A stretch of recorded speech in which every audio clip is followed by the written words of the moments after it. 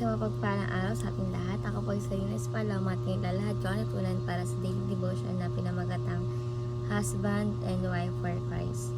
So yung scripture po natin ngayon is Ephesians chapter 5 verses 33. Ang sinasabi po na dito na, however, each one of you also must love his wife as he loves himself, and the wife must respect his husband.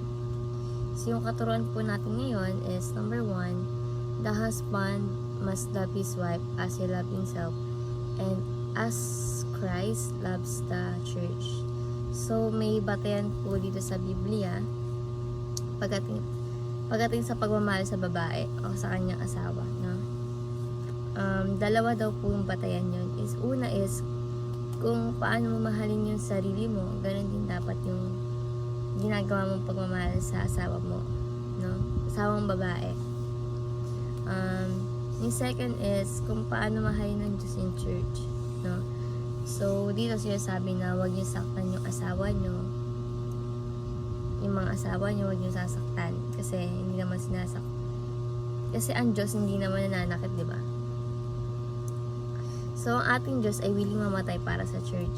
So, ganun din po yung asawa natin, no? Willing, handang gawin lahat para sa asawa niyang babae, no? Kung gaano kamahal ni Diyos ang iglesia, inalin niya yung sarili niya para sa church, no? So, ganun din dapat kayo sa wife niyo, no? Na ilaalay niyo yung buhay niyo para sa kanila, para sa asawa niyang babae. So, next is, the wife must respect her husband and submit to him just as church submits to Christ. So, sinasabi po dito na dalawang batayan din para sa mga babae. Kung yung lalaki is may batayan na pagmamahal para sa babae, meron din pong batayan para sa mga babae. So, number 1 is wife must respect her husband. Means, nirespeto mo, pinapahalaga mo yung sinasabi ng yung asawa, no? And bukod doon sa pagrespeto, nagpapasakop ka din, no?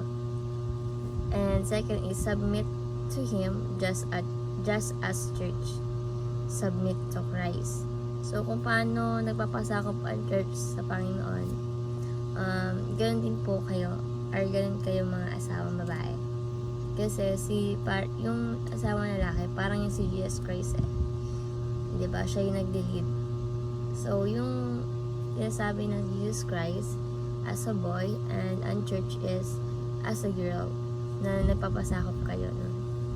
And point number 3 is marriage must be our testimony of the present reality of God's kingdom. So sinasabi dito yung marriage is ito yung patotoo na testimony, no? Evidence na dumating na sa buhay nyo yung paghahari ng Diyos, no? And sinasabi ko na yung marriage it's all about God, no?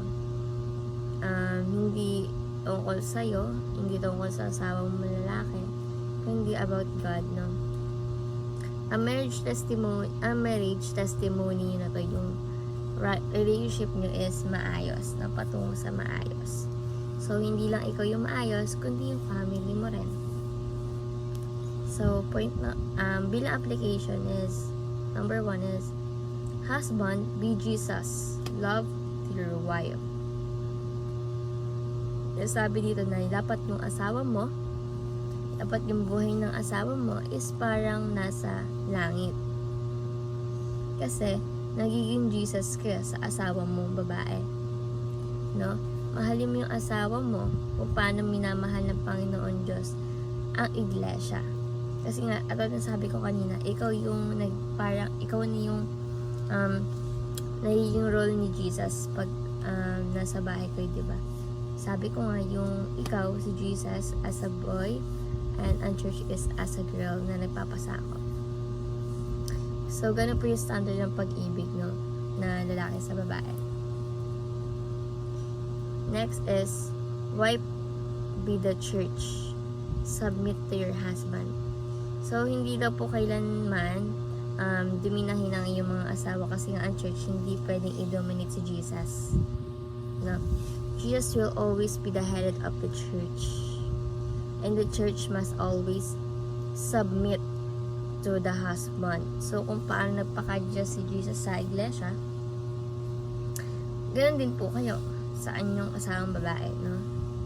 Yung asawang babae naman nagpapaka-church parang asawa sa asawa niyang lalaki. And always remember, it's between you and God, no? Hindi lang ikaw, hindi lang asawang mong lalaki or babae, kundi ikaw at si Jesus. And lastly is, together raise the standard Bible of your relationship. Sabi dito na magkasama kayo na tataas yung standard ng inyong relationship. And ang standard ng relationship is lagi ay Bible. No? Kung ano yung principle ng Bible, yun yung susundin nyo. 'Di ba? Pag sinabi ng Bible na huwag niyong hintayin lumabog yung araw na hindi kayo nagkakapatawaran, means magpatawaran kayo. 'Di ba? Kasi ayun yung sinasabi sa Bible. As a ikakabot ng relationship nyo. No? Huwag niyong hintayin na tumaas yung pride nyo. Ang dapat lagi manguna is yung Bible, hindi yung pride nyo, hindi yung sarili nyo, 'di ba?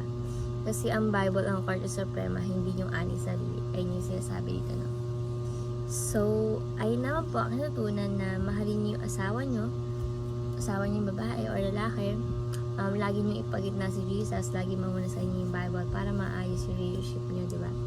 Lagi kayo magpasakop kayo sa Jesus, hindi lang sa asawa niyo, no? So, thank you po sa pakikinig at God bless po sa ating lahat. Sana ma-apply natin yung teaching and application and ma-share pa natin sa iba. Thank you po.